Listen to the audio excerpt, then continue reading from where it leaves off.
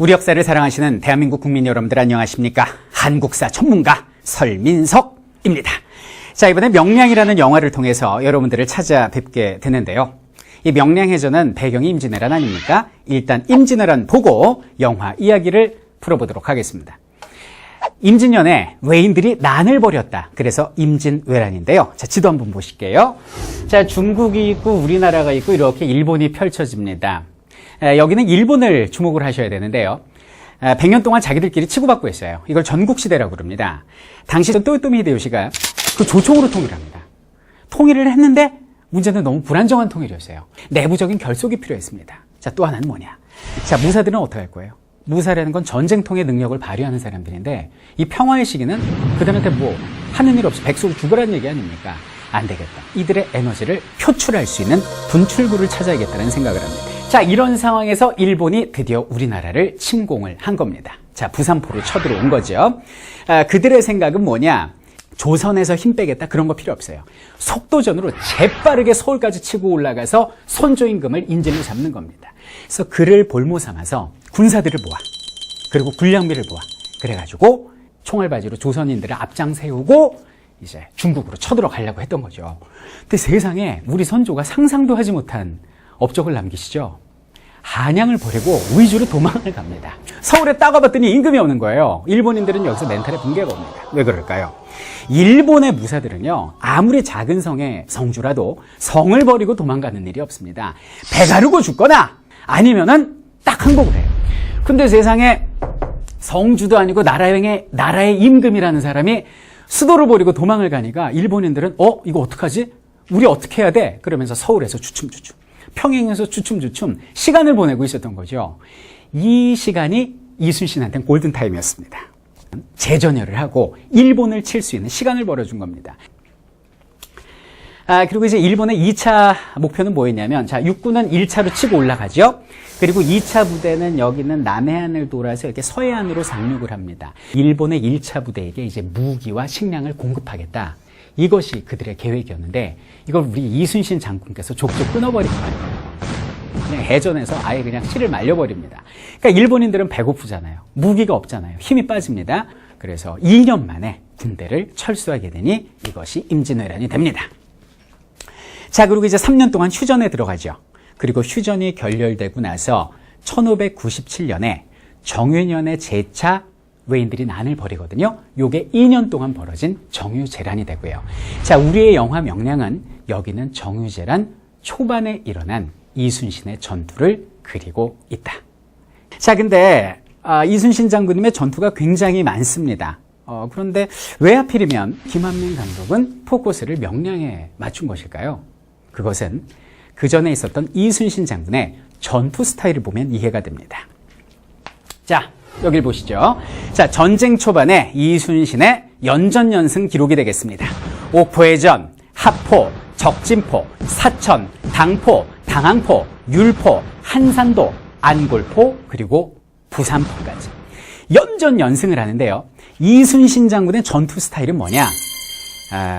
우세한 전력을 가지고 방심하고 있는 소수의 적을 기습하는 형태가 이순신 장군의 전투 스타일이었습니다. 이길 수 있는 전투를 했다는 얘기죠.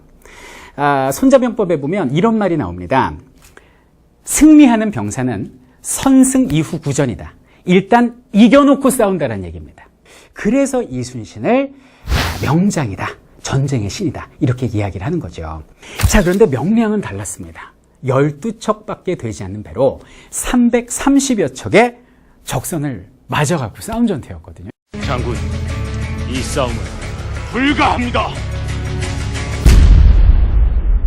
이건 불가능한 전투 아닙니까? 근데 실제 이 전투에서 이겼다라는 거 아니에요. 이건 말도 안 되는, 내가 볼 땐 세계 7대 불가사이다, 이렇게 보시면 되겠습니다.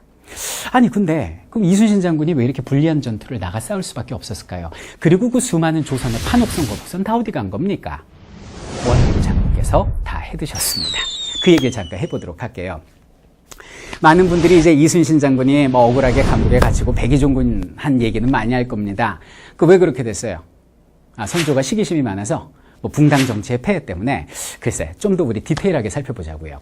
왜 선조가 이순신을 잡아가둘 수밖에 없었는가? 선조 입장에서 한번 보도록 하겠습니다. 첫 번째는 뭐냐면 엄청난 이순신의 세력이 선조를 압박을 했습니다. 이순신 같은 경우는 처음에는 여기는 전라 좌수사로 부임을 했는데요.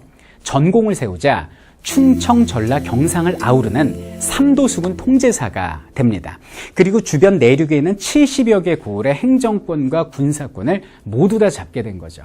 백성들은 이순신 근처에 가면 안전하다고 그래서 모든 백성들이 구름처럼 몰려들게 됩니다. 그러니까 선조는 어떻게 돼요? 굉장히 예민하거든요. 의심 많고 시기심도 많은 사람이에요. 본인은 의주로 도망가려 했던 비겁의 아이콘으로 백성들한테 낙인 찍혀 있는데 이순신은 무슨 왕처럼 해상 왕국을 만들고 거기에 왕처럼 군림하고 있는 것처럼 보인 거죠. 밖에 외가 적이라면 안에는 이순신이라는 또 하나의 적이 서서히 크고 있다라고 선조는 압박감을 느꼈던 것이죠. 자, 또 하나. 선조 입장에서는 굉장히 오만하고 방자한 장수라고 생각을 했습니다. 선조의 아들이 누구냐면 영화로 나왔던 광해예요. 광해가 이제 전장을 뛰어다니면서 의병을 진두지휘하는데 이순신한테 편지를 보냅니다. 묵과를 실시할 테니까 장군은 병사들 좀 뽑아가지고 오세요. 이순신이 뭐라 그러냐? 지금 전시 상황입니다. 제가 갈 수 없으니까 한산도에서 제가 묵과를 치르겠습니다. 이렇게 얘기를 합니다. 여러분들, 묵과 과거 시험은요, 임금님이 주관하는 시험이에요. 이거를 선조나 광해군 입장에서는 어떻게 받아들일 수 있겠습니까? 위협으로 다가왔던 겁니다. 자, 그래서 선조가 벼르고 있었습니다. 꼬투리 잡으려고 그랬죠. 그때 제대로 사건이 터집니다. 자, 휴전이 결렬되고 이제 정유재란이 시작된 거예요. 첩보가 들어왔습니다. 일본군 갓도기요마사가 이끄는 수군이 여기를 부산으로 밀고 들어온다는 겁니다. 선조는 이순신한테 함선을 이끌고 나가 맞아 싸우라 그랬어요. 여기에 이순신이 거부를 합니다. 이유는 뭡니까? 적의 첩보를 믿을 수가 없다. 그러면서 출정을 하지 않았어요. 근데 문제는 뭐냐면 정말 갓도기요마사가 치고 들어온 거예요. 그래갖고 우리나라에 상륙을 해버립니다. 전세가 불리하게 된 거죠. 선조는 불같이 노합니다. 이순신을 죽이라고 그래요. 전시에 항명하는 군인은 사형이거든요. 그래서 이순신 장군이 끌려 올라가서 고문을 당하시고 감옥에 갇히시고 백의종군을 당하신 겁니다. 자, 그럼 새로이 삼도수군 통제사로 온 게 누구냐? 원균이었습니다. 원균 처음에 큰 소리 쳤어요. 내가 가면 부산포 가서 외놈들 쓸어버리겠습니다. 그리고 딱 왔는데 어려움에 처하게 됩니다. 왔더니 막상 와봤더니 이순신 말이 맞는 거예요. 부산포는 너무나 위험한 지역이었어요. 자, 임금은 나가 싸우라고 그러지 나가면 죽을 것 같지. 그러니까 안 나가고 너무 머뭇한 거예요. 그러니까 임금의 명령을 받은 도원수 권율 장군이 와서 왜 안 나가는 거야? 이거 엎드려 그래가지고 부하 장군들 보는 앞에서 그냥 곤장을 때려버리는 거 아닙니까?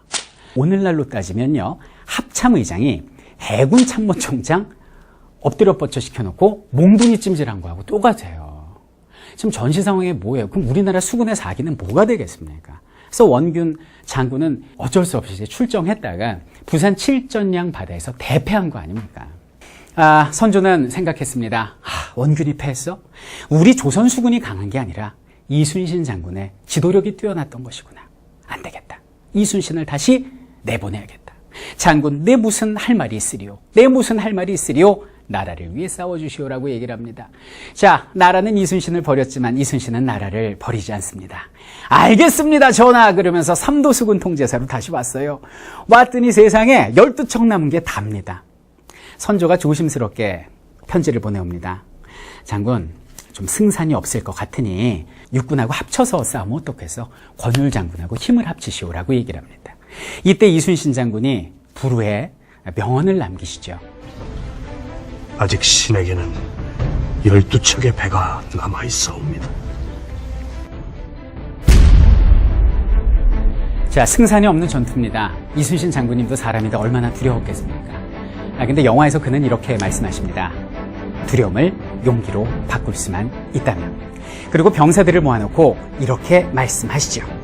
병법에 이르기를 반드시 죽고자 하면 살고 반드시 살려고 하면 죽는다 하여도 또 한 사람이 길목을 지키면 1000명도 두렵게 할 수 있다 했는데 이는 오늘의 우리를 두고 이른 말이다.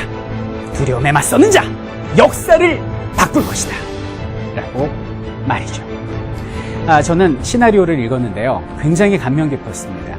마치 제가 417년 전으로 돌아가서 그 진도 앞바다 산 위에서 백성들과 함께 실제 전투를 바라보는 듯한 착각을 느꼈습니다. 자, 그날 그 현장에서 과연 어떻게 우리가 승리할 수 있었을까요? 영화를 통해 확인해 보도록 하겠습니다. 12척의 조선대, 330척의 왜군, 역사를 바꾼 위대한 전쟁이 시작됩니다.